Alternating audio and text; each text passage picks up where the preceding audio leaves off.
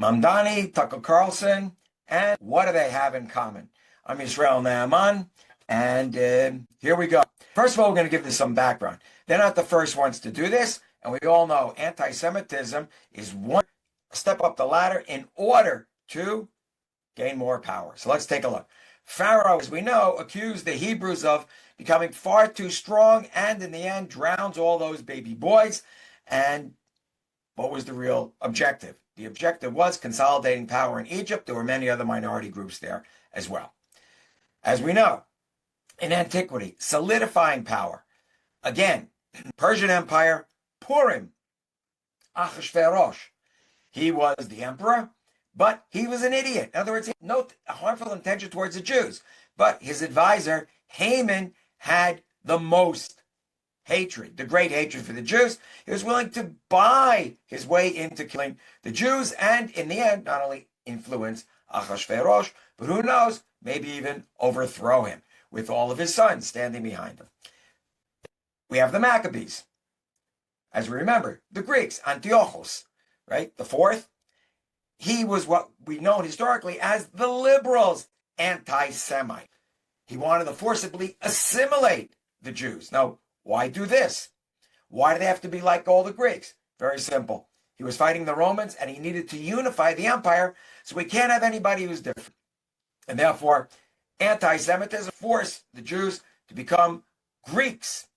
And that way he consolidates power, and he believed that he'll have no opposition. This is very similar to what we had with the Soviets previously and what goes on today, that liberal anti-Semitism. Moving to the Middle Ages, Christendom and Islam. The Jews are the evil incarnate. John Chrysostom, the Archbishop of Antioch in the Byzantine Empire, reviled the Jews, hated the Jews. There was nothing that he despised more than the Jews, viciously attacking them all the time. But his overall objective was against the church because he considered them far too moderate, and he could not make his way up to the top. Eventually, he was actually thrown out of his position. Martin Luther, his brutal attacks against the Catholic Church, the Reformation, and the Protestant framework, and he was protesting. First, he was friendly to the Jews. Afterwards, he goes after them. Why? They would not accept him. The hatred and the vile, it's called the venom that he spills out against the Jews, is no less than what he is spilling out against the church. But against the church, it wasn't completely acceptable. You can go after the Jews first as your enemies, and then the church. And by the way, what he had to say, the Nazis used. Islam. We know at the beginning, similar to what with Luther, that Muhammad had overtures towards the Jews. He believed he was a prophet of the Jews. He was rejected, turns against the Jews after he has fled already to Medina or Yathrib. He has to remove them as a power in order to solidify his control over the Arabian Peninsula. There are not to be two religions in Arabia. The jihad begins there against Jewish tribes, in particular the Banu Qurayza. We go to the 20th century. How did dictators consolidate their power? Protocols of the Elders of Zion, 1903. That's the great forgery. Everybody's working off that template. It is demonization of the Jews. Not only they're capitalist, but they're socialist, anti-Christian, anti-monarchy. They control media, money, instigate wars, you name it. Every evil that could ever be thought about comes from the Jews. And it's a forgery, but it's what the anti-Semites want, need, and use. And here we have Marxist Stalinism, the Bolshevik Revolution, which was meant to be helpful to minorities, especially the Jews. Lenin himself put out 8 famous speeches on gramophone records. One of them was against anti-Semitism. Stalin eliminated it. When he took over, there would only be 7, and he would use anti-Semitism, or in innuendo, he'd say everybody's equal and everybody's fine. And he had Jews working with him because they said he wants equality for everybody. But he would destroy Jewish leadership, and those who followed him would also find their way into Siberia during the purges and at times were executed. That was in the 30s as well as after World War II. Fascism, Nazism, that we're completely familiar with. Exterminating the Jews, the right wing, the racists, that as far as they're concerned, Jews are genetically meant to be exterminated, and that's what happened. They're up front in your face. They don't hide it like the left, who has much of the same objective, even though the left doesn't talk about physical extermination, but hollowing out any sort of Jewish identity, and yes, killing quite a few, and always turning on those who supported you. Stalin turned on virtually every single Jewish supporter he had by the end of his life. And the Jews are the litmus test for destruction and oppression. Others are always next. We move on here. New York City Mayor-elect Zohran Mamdani. He is an enabler of the civic academic jihad and will not condemn the term globalize the Intifada. We know globalization of the Intifada against Israel, the Intifada meant to attack Jews and to globalize it. We know also that it goes a step beyond that because there have been clips of meetings by activists in the red-green axis, and those activists talk about after the Jews destroying what they call empire or the West. And we've discussed this at different times before. Now, what has been his policy? What has he said outright? And he stands behind it. Denies Jewish nationalism, supports the BDS movement, of course, always condemns Israel as a hierarchy of citizenship, with no proof, of course, that Jews are at the top and everybody else is below. Look, it's true, it's not an Arab nationalist country, but individual rights, there are. He denies that, or at least he never puts up any proof. Same thing with the accusation of genocide. What is interesting, October 7th, when he's asked about it, he blames both sides. Victim who fights back, the Jews, Israel, and Hamas, the perpetrators. But that's where you begin. That's how one starts it. There's a moral equivalency, and then as the victim, Israel, begins to get the upper hand, you get condemned more and more, and the idea is to have everybody forget about the original attack. Globalizing the Intifada we spoke about, but it also is that term of Khaybar, right? The city in Arabia that was captured by Muhammad and his followers and the Jews expelled. Condemns the New York Police Department, saying Israel trained them. It turns out maybe 8% of all their training from foreign organizations was done with any Israeli organizations. He constantly, just like Stalin, okay, just like in the Soviet Revolution, we're fighting anti-Semitism, we're going to be against it, but you say one thing and, of course, doing the other. We just saw that demonstration outside of a synagogue. It was at Park East Shul, and he had condemnations for what's going on inside. Anybody who wants to, move to Israel, that's what came out of his headquarters, that this is internationally, a violation of law or whatever else, nonsense. Holocaust, he won't memorialize it. Yes, we'll mark it, so to speak. And we know he supported the Holy Land 5. That was the largest anti-terror trial in America. So remember, 9/11, they all got killed. So how big could the trial be? Except for one was put on trial in one of the aircraft. Okay? And that was Hamas, when you speak of the Holy Land 5. And the whole victory speech, talking about against capitalism, we know that this is a byword in many cases for also, Jews who are capitalists, because that is the Marxist rhetoric. You read Karl Marx, that's what he would talk about. Jews equal capitalism, right? Judaism. Okay? So, and obviously all the oppressed are together, and we say the oppressed, we're speaking about, he's talking about Muslims, along with poor people here, there, and everywhere. His anti-Israel policy platform got out 2 days before the election. Not that anybody was too surprised. And we knew it from the press already that he wants to disinvest from Israel as mayor of New York. Any projects being done, whether it be funds, bonds, business, contracts, you name it, Israeli products in city-run stores that he wants to set up, right? The groceries, he's not going to allow any in. Anybody who's selling land in Israel, specifically, what he says, the West Bank, well, he's going to have them either run out of town, investigated, seen as criminals.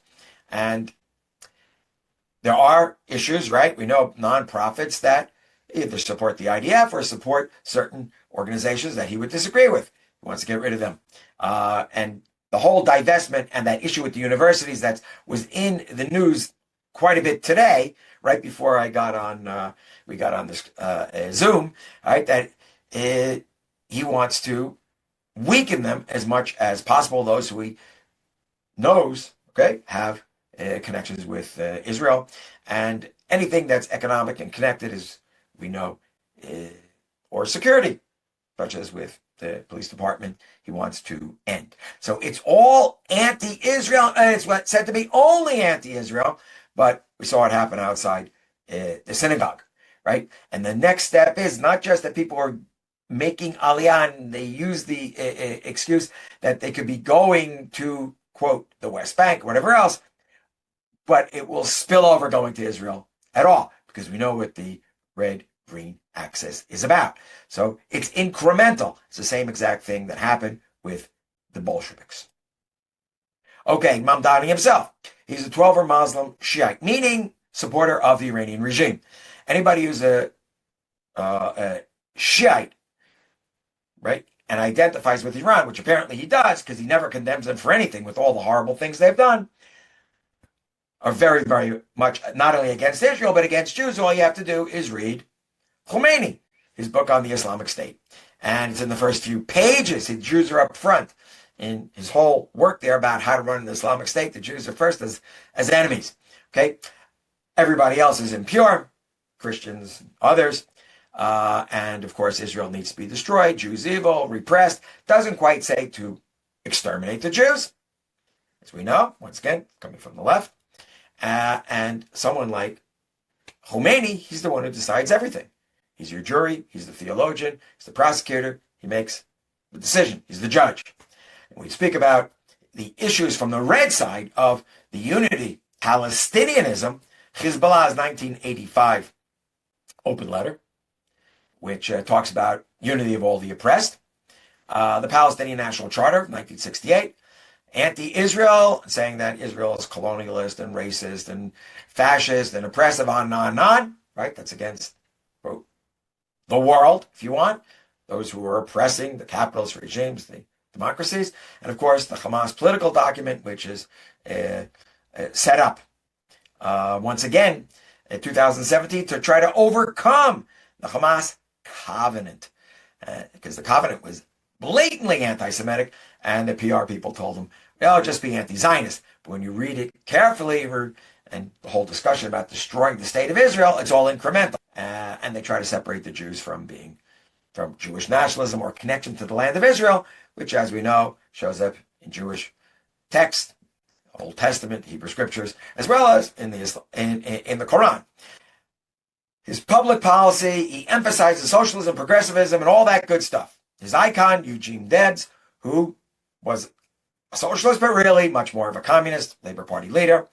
And it's a Marxist veneer in putting all the oppressed together, this Islamic Jihad alliance with Marxism. We now go over to Tucker Carlson. Tucker Carlson, enabler from conservative pundit to anti-Semite. Now, the far right is much easier to track. Much easier. Right? And it's a point that needs to be made. You have a Tsarist-style anti-Semitism, okay, which comes from protocols of the Elders of Zion. And all the conspiracy theories, because they're objective, and it says so. It's right there in the protocols. And we know it from the fascists as well, obviously, as from the Nazis, who were a form of fascism.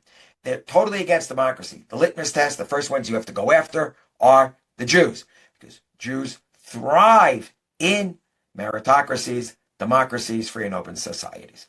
Okay, so he has conspiracies with the Kennedy family and Jews, as well as, of course, Jeffrey Epstein and that whole mess, which is a mess, and that Israelis are anti-Christian, and basically traitors inside the United States who are loyal to themselves, loyal to Israel, and completely against America. His innuendos, in other words, he's also learned to be a bit politically correct. You can't call Zelensky a Jew, but you can call him a sweaty and rat-like, and make comments about the way he looks, and everybody knows exactly what you're talking about, that he is Jewish, and yes, he's of Jewish background, and that these Jews always hang together, right, as groups, families, whatever, clans, and that we know he accused, years ago, he accused Zelensky of starting the war, which we all know was a lie, but it fits in very well with the anti-Semitic trope. He goes after the conservative commentators, Jewish, who at one time he was thought to be in agreement with, and I just mentioned a couple here, Ben Shapiro and Mark Levine, that their agenda is pro-Israel and nothing else, which of course it is not. He enables Holocaust denial. You had this Darryl Cooper who just talks about the Holocaust as a side effect, makes light of Nuremberg, and Israel really has no right to defend itself. And by the way, the same thing you have with Mamdani. Who knows where they cross over a lot of this, okay? And that Zionism is not real, it's bogus, it's a lie, whatever, and therefore no self-defense. Okay? He has a deep understanding, just like Mamdani, for the Iranians. As for Vladimir Putin, I don't know where Mamdani stands on that exactly. But he says they only want peace, and it's the Jews who are the warmongers, Israel. Behind all of this, you may have heard of the great conspiracy theory of, Jews are going to replace Christian white America, on and on and on. It's very much inferred, and that the Jews, in doing this, they're bringing in all sorts of immigrants in order to destroy the West, the United States. He pleads, it's really amusing, I saw it, he says, no, but I really like Israel and Jews. I just have a few criticisms. We know it's a lie. And it's like he's taking a page out of the political correct Marxist, if you want, literature, but it's so ridiculous. You can't even make a case for it, whereas, of course, the far left there, does make a case. And many people ask, does he really believe all these conspiracy theories? And my answer always is, well, does it really matter? Okay. His interview with Nick Fuentes, who, by the way, fighting online anti-Semitism, they just got him knocked off of Twitter, X, okay? Very, very important, right? We heard from Josh, and that's because of the work they did, right? He, in an interview with him, would not challenge him about anything on anti-Semitism. He just said, are you an anti-Semite? That's anti-Semitic. And they sort of chuckled and went on. Look at this guy, Fuentes. Pro-Stalin, pro-Nazi, Hitler admirer. Holocaust denier, of course. Pro-Taliban. We have a picture of the Taliban leader, okay, whose name, Hibatullah Akhundzada. All right, I can't even pronounce it. And, of course, he's viciously misogynist, hates women. Okay, and by the way, that is, take a good look at it, right? Certainly when you speak also of your Islamists, your jihadis, your misogynists, and when you get into the Soviet mindset, you'll notice also it's not quite as bad. There were women involved as well. However, were there women, great women leaders within the Soviet Union? No, they all get sidelined as well. They're playing misogynist. Impact here. Heritage Foundation, Kevin Roberts, was surprising, but he straddled the free speech fence. The issue there, well, he has the right to free speech. Afterwards, he had to keep backtracking, lost a lot of money over this, and support. Jews got very, taken aback. You can't call out anti-Semitism when it's there. One needs to. Okay? And conservative support for Israel. We used to think it was fairly rock solid, except for if you're far right wing. But how about calling out this anti-Semitism or these interviews that Carlson does, whether it be the Vice President, J.D. Vance, and the interviews.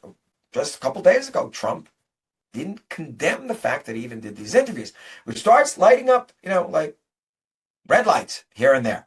We do need to be careful and not say I'm conservative or liberal, and therefore I have to support this or that party. We're going to be doing a webinar on that as well, right? Confronting anti-Semitism wherever it is. And to conclude, Mamdani and Carlson, from anti-Israel to anti-Semitic. Carlson, late 90s, was pro-Israel. Did he really mean it? Yes, no? we don't know for sure. But we do know in the last 5-10 years, became more and more critical to the point of anti-Israel and then anti-Semitic. Mamdani, constantly anti-Israel, demanding the destruction of the state and that whole, as we know, right, red-green alliance, denying the Jews their identity, their nationalism, which is always the hallmark of the left. You could be anything else, but wait a minute, we go into the Old Testament. A large part of it has to do with being a national group, and it's always been admitted, in Islam as well, that the Jews are a national group. Conspiracy theories out there, as we know, with Carlson and 9/11. The common denominator, and this we need to pay attention to, is demonization. Comes out of the protocols of the Elders of Zion, Jewish conspiracies, and very often, what they say in the protocol is very interesting. It says many of the Jews don't even know about these conspiracies. They themselves are being taken in by them, which of course raises many, many questions. So how could there be so many Jews involved with Mamdani? And I say it's a lot of ignorance, naivete, and people who think they're doing, sort of the right thing. But in the end, unfortunately, everybody's going to take it in the neck. And with Carlson, it's overt anti-Semitism. Mamdani, it's this progressive jargon veil, which is always used by that leftist group. And in the middle, we have a picture here of Protocols of the Elders of Zion, sold in the United States in the 1930s. And it says everybody who's a patriotic American should read these protocols. And in essence, that's where you have the roots of the far-right movements, whether it be in America or elsewhere. Remember, this was originally published in Tsarist Russia.